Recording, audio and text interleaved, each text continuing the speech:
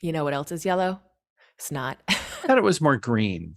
Just depends on what you're producing, I think. How infected you are. But I thought you liked yellow.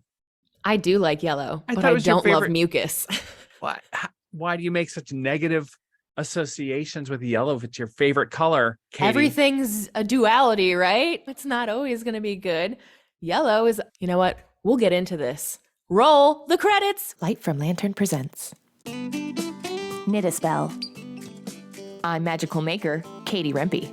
And I'm the maker of magic, James Devine. Join us as we stitch together the symbiotic relationship between crafting And the craft. Today, in this episode, we're talking all about the magic of the color yellow. Yellow. What are your first impressions on yellow? Definitely not mellow. No. It is. Yeah, I don't know why that song. Because it rhymes? Yeah, that's a color that I think can be very polarizing. I think there's people who are like, that's my favorite color, or that is my least favorite color. I think that, do you want a car that is yellow? There are people who, like you, I've learned, I would love to have a yellow car. And then I think there's a lot of people who are like, that is the worst thing I can imagine is having a yellow car. To be fair, when I first saw that yellow car, I was like, that is the ugliest yellow car I have ever seen. And then by the time we rolled back to it at the end, I was like, I love it. I'll always be able to find it in a parking lot, and nobody will ever hit me, as I had said before, and I never got in one accident. So it's a powerful color. Definitely communicates to people. I'm excited today to talk about the color yellow. What is naturally yellow or shades of yellow? Growing up in the Sonoran Desert of Arizona, we would have in the springtime when it would rain, a lot of the flowers in Arizona are yellow. So the two seasons when it rains are in the springtime and then the autumn. And so that is when the Palo Verde trees would be covered in yellow flowers. That's when the California poppies, which are a little more orange, but sometimes they'd be a little on the yellow side, would blossom along the hills. The flowers would go nuts and you'd see these washes of yellow, and it was so bright and gorgeous, and it would have you feel just so alive and electrified. So I think that yellow can sometimes just be boring, because I think that we see the sun is yellow and it can just be like, oh, another yellow flower. I'm looking for something more unique like purple or pink, but man, sometimes just that yellow is so vibrant and can be so fantastic. Yeah, I always think of it as high energy. So, like you said, like electricity, a light bulb, or the sun, right? We'll talk about energy, but even things like money. You reminded me in our episode about green that most of the world doesn't relate money with green, except for Americans because of the dollars or whatever. Most people relate money to gold because of coins and actual physical gold. So that makes tons of sense. That's a version of yellow. That's right. Yep, exactly. Yeah. But also soft little baby chickies. I just want to cuddle up with them and kiss them. Yeah. They're yellow. That's right. Yeah. And Easter bunnies can be yellow when they're dyed. That's right. I'm just kidding. Naturally yellow. What's naturally yellow? The egg yolk is yellow. Yum. Yep. And pollen. Now I'll tell you what, that'll stain you. Yes. Pineapple. So delicious. Yeah. And like lemons. There's so many fruits that are yellow, and even vegetables that we like. And I like the yellow peppers better than the green peppers. I think about a lot of things that we really love that are yellow and that can really bring a lot of enjoyment. You know what I had the other day? What? A yellow watermelon. They were at the grocery store. They were pre-quartered red watermelon and yellow watermelon. Brought them both home. And then I cut them up and like arranged them on a platter. And people were asking, what is this? And I'm like, it's all watermelon. And it was fascinating to taste. And it was such a beautiful contrast of red and yellow. You would have loved it. It tasted like summer. So you did some research on the correspondences with yellow. And before we get into the positive correspondences of yellow, there are some negative correspondences of yellow. So let's talk about the negative first, and let's end on the positive. I think it's more fun. So Yeah, I remember watching like those old Westerns and like things as a kid. It's always, you're a yellow-bellied sapsucker. What movie did you reference? What was it? Back to the Future? Oh, What are either of you? Yella McFly? it's calling somebody yellow. It's indicating cowardice. We were talking before we started. Similarly, you can be called a chicken. And while I would think maybe that's delicious, most people think you're being called a coward again. And Right. so, isn't it ironic that chickens are also yellow? And we did a little Well, research on this, but the answer wasn't exactly definitive on doesn't where this came from. doesn't really come from that. So some of the research we did shows that there's a long history of the color yellow being associated with positive and negative things. So every culture through history has associated the color yellow with different things. And so obviously history has lots of gaps and lots of missing things. So from what we can see, there's this idea, which is things that are yellow are sometimes used as a substitute for gold, like a cheap replacement. So this idea of yellow being a cheap imitation or a false sort of thing. There is a lot of history that's captured in Christianity where yellow was used to label heretics, prostitutes, people who don't agree with Christianity or with the Catholic Church. And yellow was used as a way to tag them or to indicate that they were not aligned with the church in whatever way. And so there's a lot of history of that all the way up until the 1700s even.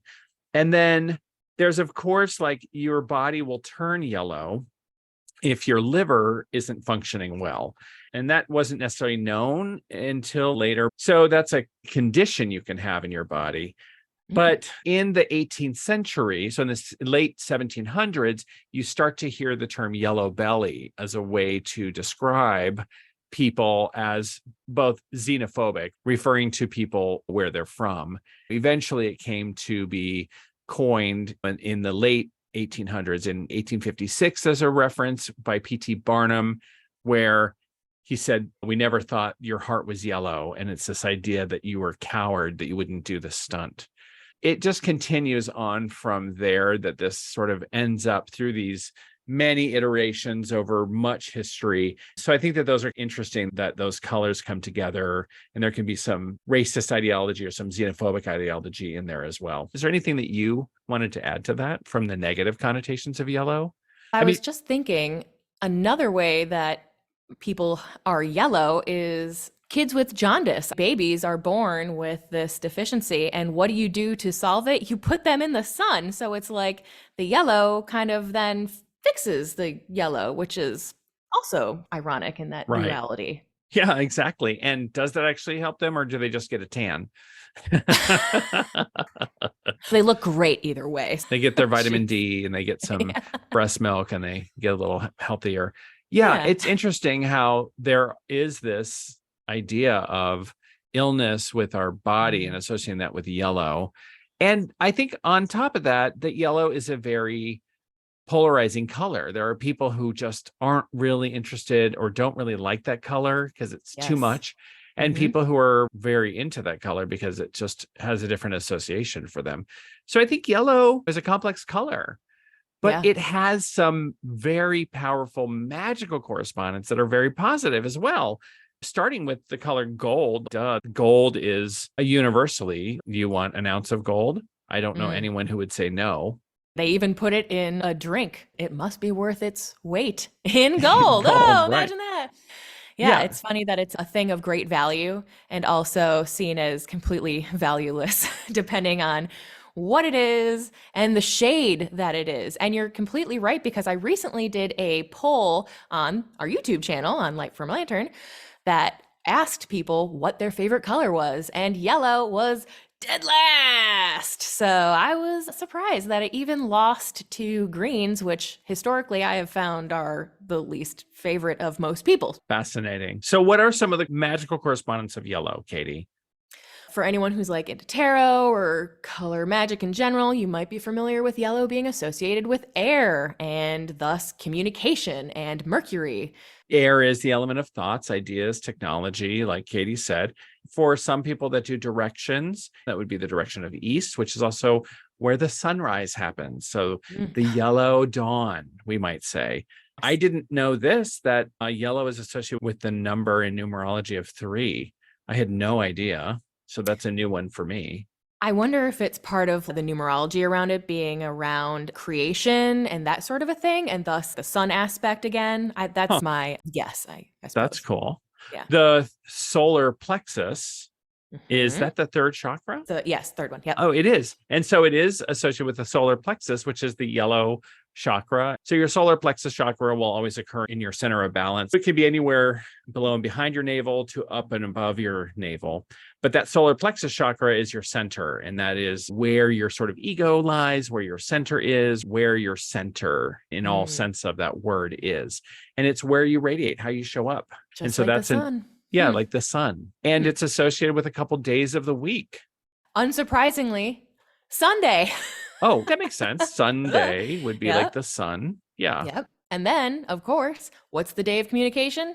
Wednesday. There you go. Right. Today and Wednesday. I wish we used miércoles or Mercury Day instead of Wednesday. That would be better. If we just called Wednesday. Let's rebrand it. Can we just call Wednesday Mercury Day? That'd be better. Done. That's when we release all our new episodes, is Mercury Day, chosen on purpose. On purpose. You're welcome. Yep. Yeah, we did that for you. So what tools, if I had magical tools, is it associated with the cauldron or the cup or the altar? What is our air symbol in the tarot?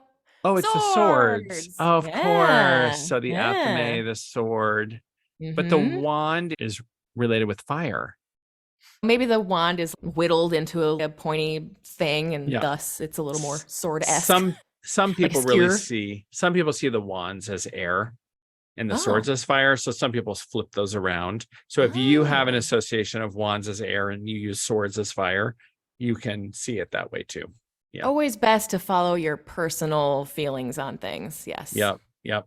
So I don't know anything about feng shui. Did you look up feng shui associations?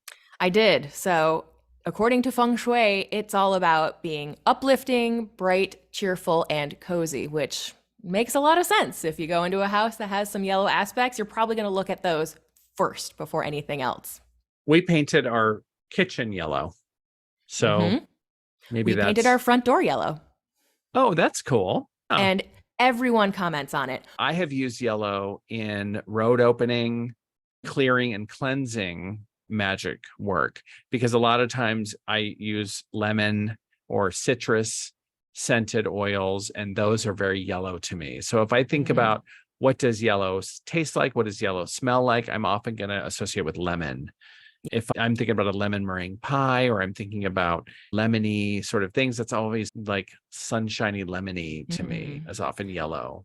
Oh, yeah. And then my brain goes right to like cleaners, all that citrus and vinegar and really earthy, but like high vibration, just that zing, right? Yeah, I love that. What's free association words with yellow? Katie, go ahead. Give me free association with yellow and go. Joy, sunshine, money, and gold, which is funny because it's the same, but yeah. How about you? A yellow. Let's see. Happy, beach, bright, energizing, overwhelming. Don't close your eyes. Wake up. It's not a relaxing color to me anyway. I don't find it, maybe certain shades, but generally it's like a high energy kind of a thing. The highlight on your page is also pay attention to this. That's right. Yeah. My brother used to call my car the highlighter. Yeah, vibrating there on the page.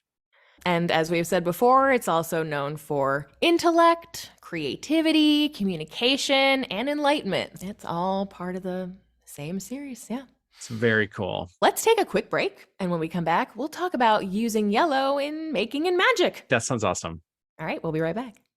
Why learn palmistry? The Divine Hand method of palmistry will give you a transformative and empowering understanding of palmistry that is distinct from the conventional fatalistic approaches that are prevalent in other palmistry methods. Here are 3 major distinctions of the divine hand method. Number 1, freedom from fatalism. The divine hand method reveals patterns, not predictions, liberating you from the predictive meanings assigned to features on the hand. Every attribute on the palm carries both aligned and misaligned qualities. This understanding gives you, a recipient of the reading, profound freedom to choose your path. Number 2, rubrics and patterns.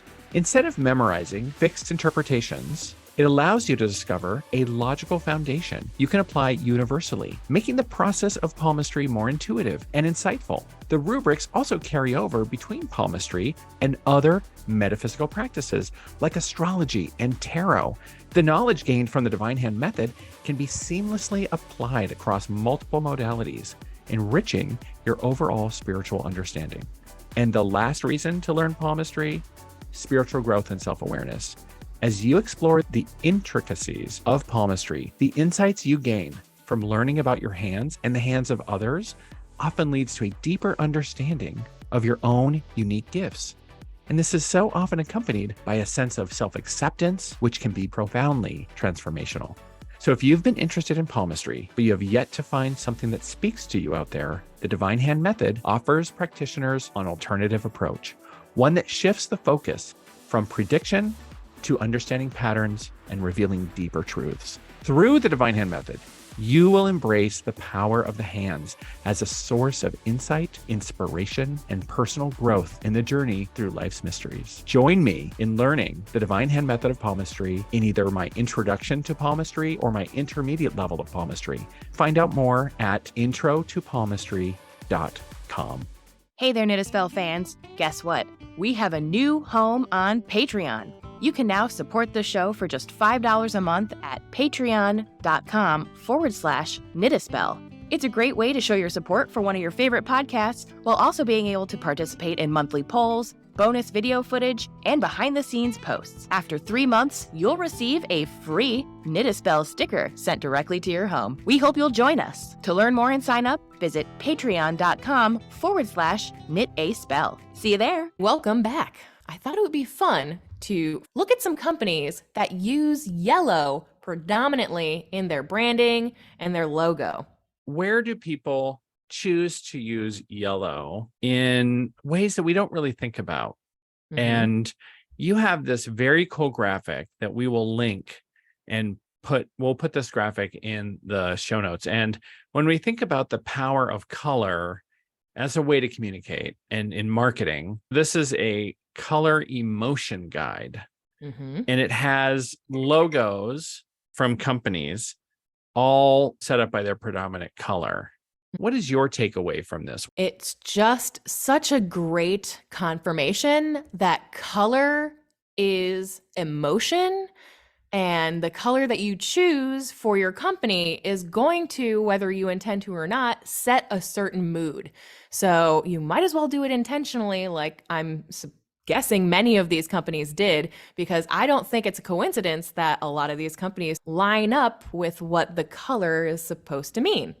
For example, in terms of yellow, which is our topic today, you might be thinking of the little AOL guy, or perhaps the golden arches, or maybe that big old Best Buy logo, that big tag, or the Shell Station, Sprint, IMDb. And a lot of these things have to do with communication or delivering communication, like UPS, like Nikon. That's going to deliver communication in terms of photography. And so I thought it was pretty interesting how that really lined up with what some of these traditional meanings are for the color. If you're on a freeway and that Denny's sign or the McDonald's sign, it's yellow and you'll see it from afar. And even if you're looking for maybe a place to eat that is local or that has more interesting, you pretty much know that if you go to Denny's or McDonald's, you know exactly what you're going to get. And there's a certain reliability to that when you're on a trip that you just don't want to mess with potentially getting a crappy meal. So there's something about that yellow that is this sort of clarity. the sort of what you expect. Same with the Subway logo, that sort of thing. I Yeah. often travel for work, and it's interesting because I didn't really think about like the Hertz logo is yellow. There's just so many of these, the Shell logo, the Pennzoil. I didn't really think about these being yellow per se, but now that I look at them, I'm like, oh yeah, those are yellow. I forgot Oh, about yeah. that. It's very interesting how they're connecting color with certain emotions. So in this band of yellow, it's also the one at the top, and sure does seem to be a lot of logos that use yellow as their primary color. So I think it's really interesting. And it has me think about, okay, so if color is used in this way, thoughtfully, in a conscious way, how can we use color in a conscious way? This is in branding and in a logo. What does this mean for us? So that's what I'm now thinking. Instead of building a logo, let's say we're making a blanket for somebody, right? And it's a baby blanket, we'll say. We don't know what gender it's going to be. We're just happy this baby's going to be here. What color am I going to go to? Yellow. Yep. It's Yellow and green. gender neutral in my eyes. Not that I feel like any color needs to be assigned to any gender, but Right. I always feel like yellow is a safe bet for babies. Probably because baby chicks, right? I don't know. Yeah. That's where my head goes. You can always make it pastel, green, purple, and yellow, and you're safe. There's very few knitting projects that I've seen that are really in a bright yellow. I've seen gold and I've seen golden colors, I see. but that bright yellow, it would be so fun. I think in some ways it's hard to keep clean. Like yellow, similar to white, Oof, is a color that's going to show stains. It's going to show every mark. And I guess it's also easy for it to end up looking a little primary school when you have that bright yellow color. Yeah. But tell me, Katie, if I really wanted to bring in that lemon color into a piece, what would be a suggestion on how I'd incorporate lemon yellow into, let's say I'm doing a shawl, and I don't want the whole thing to be lemon yellow? Yeah. In that case, I usually go to, if you have this bright wild color, you need to pair it, or you would then maybe look at pairing. You don't need to pair it. You could pair it with something that's more balanced and calm and neutral. What I would use that for is probably more of a pop of color. Maybe I would use that with blue. Blue and yellow is one of my favorite color combos of all time. Or yellow and gray is a beautiful color combination. Yellow and brown, even if you want to get like back to the 70s, that was quite the color combination back then. Especially if you have a certain design, even that could lend itself to ideas. Let's say you're doing something that has color work in it, but it's only like a smattering of it. So most of it is in a solid color, and then you have like an end piece that has a little color work section. Some of my shawls do. In that case, you could really highlight it, right? In that section. And so the rest of it is comforting and calming because it's a color you either don't really notice or doesn't have that high frequency to it. And so the whole thing then comes down and you notice the yellow, because even a lot of these logos, they're not all just yellow for the most part. A lot of them will have black in there or green or something like that. Yeah. Brown, even UPS. So they do have a balance in there, but that yellow, I think, is really just to get people's attention. Yeah, I guess I think about the Ukrainian flag, which is still really prevalent, and how that is a bright yellow and then a sky blue. Yep. And that then could the be white. a super beautiful beachy look, or really gorgeous, like thinking of a summer day. I love that idea of gray and yellow. That could be really pretty. Oh, it's really helpful to think about color combos with yellow and then looking at those two colors together. If we looked at gray being calm, neutral, like peace, and then clear communication, opening the roads, you could do that magic with those two colors together. Or if we did like a blue, maybe it would be associated with healing or dependability or something like that, with the yellow of opening the roads or creating that vibrancy. So you could do some really cool like color combo magic if the color is pretty intense. Another great way to find something that will go, if you're like, I just don't know, I don't know what would go well with this. Bring that skein or whatever it is to the yarn store and walk around. Put it up against every other color you can find until you find the one that works for you. You'll know when you found it because you'll go, ooh, whatever it is. And it might surprise you with what it really looks good with, especially depending on the shade. My favorite kinds of yarns are the ones that are primarily one color, but then they have a fleck of a really fun, bright color in it. I used to have a sweater that was like a tweed? Like a dark red, but then it had these little flecks of blue and yellow in it. Yeah. And it was the coolest because it was subtle, but you would see it when you were like, basically it was a red sweater, but then when you got close, you're like, oh, there's little colors in there.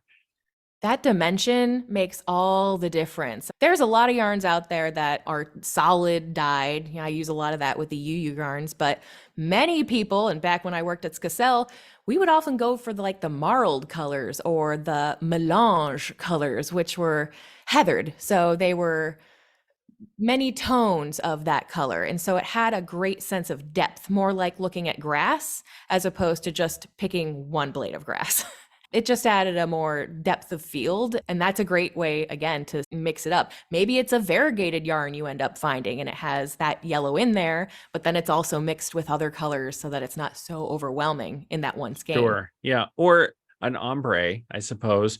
You could also knit an ombre from one color to another, and that would make it less big bird-like. It looks like a sunset when you have a yellow ombre gradient yarn that goes from the one shade to the other, but it's still all yellow, right? Sure, it's just going from light to dark. That added depth really adds that element of interest that I think lights us up. So last week, we talked with Stephanie from Tiny Owl Knits, and this has me think about what a perfect use of the color yellow to make the beekeeper's quilt. Wouldn't it be so pretty to use like a bazillion different colors of yellow and gold and all those different colors? And then when you put it together, it really does look like honeycomb, which I'm sure if you Google beekeeper's quilt, you'll see people that have done that. But also the beekeeper's quilt, you can do it in any colors. It's one of those foolproof things you cannot mess up. In terms of magic, when you are doing magic, when would be a situation when you would go to yellow?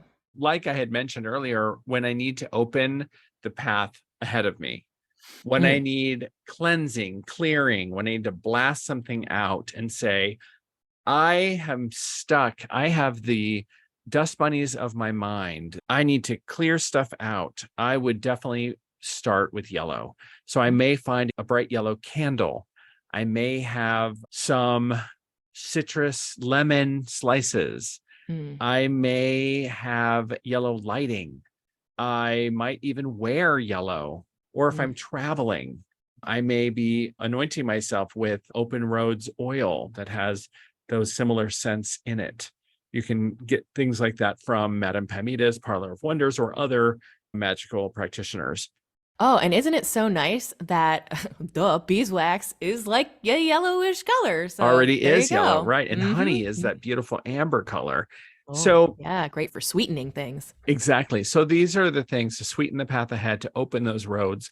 So this is one of the things I would use for yellow. Yellow can also be used for opening up communication. So if I am thinking about, gosh, I just had an argument with Katie, or we had a weird communication, and I don't know what to do about that, I might use the color yellow to ease my communication with a loved one or with someone that I'm having conflict with. So I might wear yellow. I might put yellow around my throat, even though my throat chakra is blue in the sort of visualization. I might bring that yellow because we connect it with air and the idea of communication. I might wear amber. I might put on an amber necklace. I might really visualize, okay, I want to have better communication and own my communication and have that beautiful sweetening. And that's a great use of honey. Put honey in your tea, put honey and lemon in your tea to smooth your voice and to have loving communication with someone that you're going to communicate with. And so then when I talk to Katie about our podcast, I can be less of a jerk and more open and loving, which hasn't happened. I'm just kidding. But let's just pretend that I got Yes. I got all Aries. If that were to happen, then I would do that. And then we could talk about it and I could own my part in it and sweeten our communication. Oh, I love that. Interesting. So, to wrap up our episode, I would love to hear, and I know you would too, Jim, from our listeners and watchers. No, we are the only ones with ideas. Oh, just kidding. We don't care what you think. No, we're the only Stuff ones it. with ideas. If you have ideas about how to use yellow, Don't comment on this YouTube video. we're not the only ones with ideas. You have great ideas. Yes. We want to know. Yeah. Do you like yellow? How do you knit with yellow? Do you use it magically? We are very interested on your take. Drop us a comment in the YouTube video here, or you can always email us at knitaspellpodcast@gmail.com. I think yellow needs some defenders since most people hate yellow. So defend Katie and her love of yellow. If you love yellow, we need you. Yes. I'm looking forward to next week. Yeah, me too. More colors ahead. Until next week. Bye, Jim. Bye. Thanks for listening. If you enjoyed the show, consider sharing it with a friend, leaving a review on iTunes and Spotify, or following Knit a Spell on Instagram. You can also subscribe to the Light from Lantern YouTube channel to enjoy full episodes of Knit a Spell and see our happy faces. You can also learn more about readings, classes, and events going on with your favorite maker of magic, James Devine, by visiting thedivinehand.com and subscribing to his newsletter. Then follow Jim's fun and interactive Instagram account at DivineHandJim. Keep up with Katie, the magical maker, by subscribing to her newsletter at lightfromlantern.com. You'll receive a free knitting pattern as a thank you gift. Then follow Katie on Instagram at lightfromlantern for even more magical making tips. See you next week.